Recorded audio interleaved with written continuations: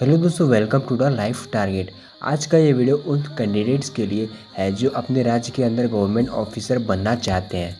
वैसे तो राज्य स्तरीय जॉब्स की कमी नहीं है, भारत में ऐसे बहुत सारे जॉब्स अवेलेबल हैं, लेकिन आज हम आपको एसडीएम अर्थात सब डिविजनल मजिस्ट्रेट, जिसे हिंदी में उप प्रभागीय न्यायाधीश के नाम से जाना जाता है, इसके बारे में आपको बताएंगे। आपकी जानकारी के लिए बता दें कि एसडीएम एक प्रशासनिक अधिकारी का पद होता है, इसलिए इस पद में बहुत इज्जत और सम्मान मिलता है।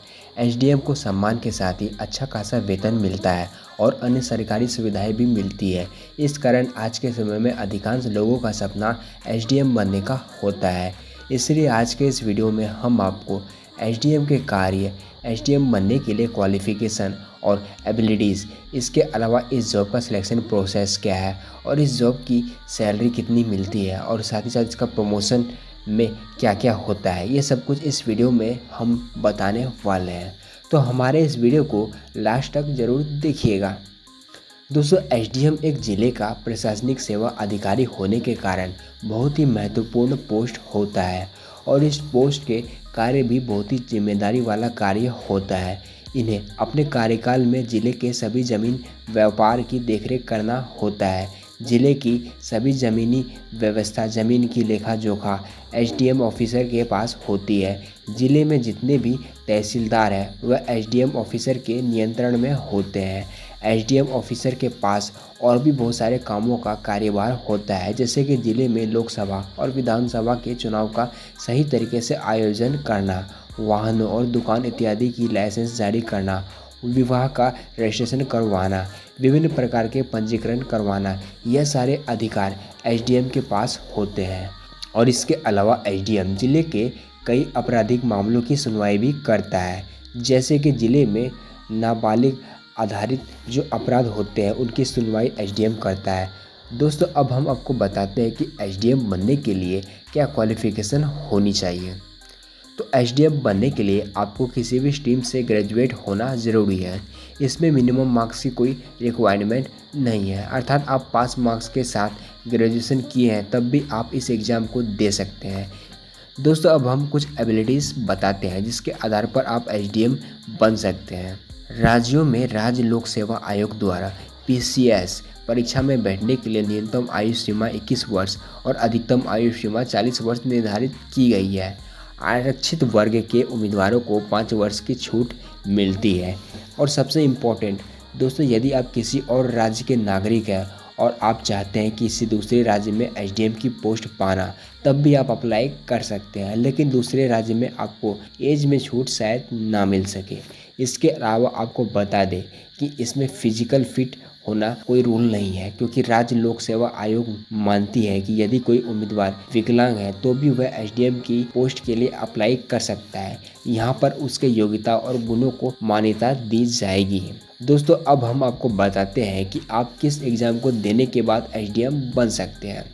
एसडीएम का सिलेक्शन 2 स्तर पर होता है, पहला राज्य स्तर और दूसरा केंद्र स्तर पर।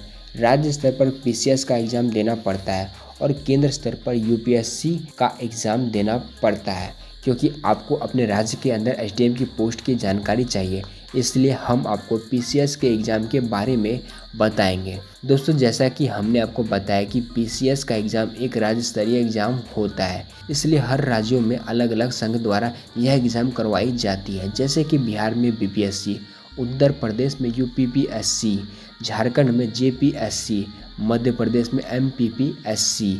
इसी तरह देश भर के राज्यों में अलग अलग संघ द्वारा पीसीएस का एग्ज़ाम करवाया जाता है, लेकिन यह सारे एग्ज़ाम में एसडीएम का सिलेक्शन प्रोसेस एक सा ही है।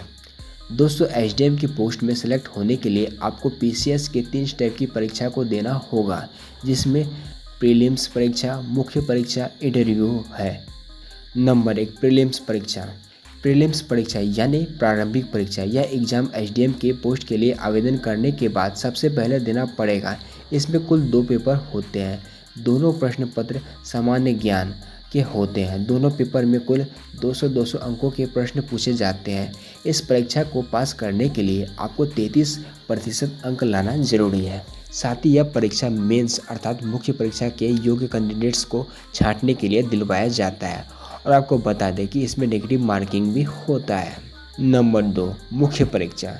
जब आप प्रीलिम्स परीक्षा को पास कर लेंगे तो आपको इस परीक्षा के लिए बुलाया जाएगा। इसमें कुल 8 पेपर होते हैं। सभी पेपर में सब्जेक्टिव टाइप के प्रश्न होते हैं और प्रत्येक प्रश्न पत्र को सॉल्व करने के लिए 3 घंटे का समय दिया जाता है। इस परीक्षा में नेगेटिव मार्किंग नहीं होता है।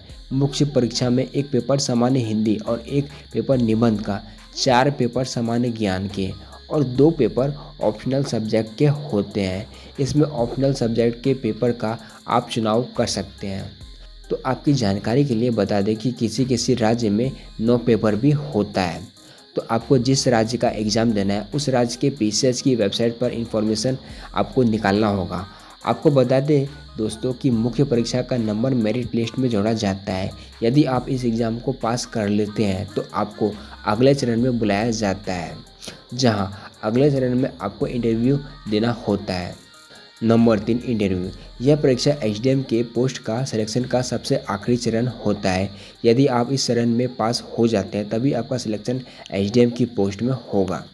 दोस्तों, HDM एक बहुत बड़ा और जिम्मेदारी वाला पद है, इसलिए इंटरव्यू के माध्यम से एक कैंडिडेट को अच्छी तरह समझा जाता है कि वह इस पद के योग्य है या नहीं। इसमें आपके प्रशासनिक योग्यताएं, common sense, decision making, personality, pressure handling की एबिलिटी जैसे बहुत से गुणों को परखा जाता है। इसके बाद मुख्य परीक्षा और साक्षात्कार में प्राप्त अंकों के आधार पर फाइनल मेरिट लिस्ट बनती है और उम्मीदवारों को उनके अंकों के आधार पर रैंक मिलती है और जो उम्मीदवार मेरिट सूची में उच्च स्थान प्राप्त करते हैं उन्हें HDM का पद मिलता है।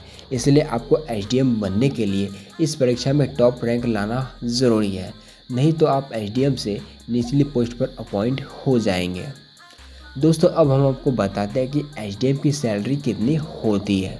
तो दोस्तों, प्रभागीय न्यायाधीश HDM अधिकारी का न्यूनतम वेतन 53,100 रुपये से 67,700 रुपये तक होता है और अधिकतम वेतन 1 लाख रुपये से अधिक होता है। HDM अधिकारी को अच्छा खासा वेतन मिलता है। इसके साथ ही अन्य सरकारी सुविधाएं भी मिलती है, जैसे कि सरकारी आवास, गाड़ी और ड्राइवर, सिक्योरिटी गार्ड, घरेलू स्टाफ जैसे कुक और माली, मुफ्त इलाज, पेंशन आदि। तो कुछ इस तरह से इन लोगों को अलग अलग तरह की फैसिलिटीज़ सरकार के द्वारा दिलवाई जाती है। तो दोस्तों, अब हम आपको बता दें कि इस जॉब में प्रमोशन भी अवेलेबल है, क्योंकि HDM के ऊपर DM होता है। राज्य प्रशासनिक सेवा में जिला लेवल पर DM सबसे बड़ा अधिकारी होता है। HDM प्रमोशन पाकर DM बनता है। तो दोस्तों, यह था हमारा HDM बनने के लिए सबसे इम्पोर्टेंट इन्फॉर्मेशन। उम्मीद करता हूँ कि हमारा ये वीडियो आपको अच्छा लगा होगा और इस वीडियो में दी गई जानकारी से आपको अपने सपने को पूरा करने में हेल्प मिली होगी। और दोस्तों, अगर आपको गवर्नमेंट जॉब से रिलेटेड ऐसे ही इम्पोर्टेंट इन्फॉर्मेशन चाहिए तो ऐसे में आप हमारे इस YouTube चैनल को सब्सक्राइब ज़रूर करें, ताकि हम आपके लिए जो भी वीडियोस लाए उसकी नोटिफिकेशन आपको मिल सके और आप हमारे द्वारा बनाए गए सभी गवर्नमेंट जॉब से रिलेटेड वीडियोस को देख सकें।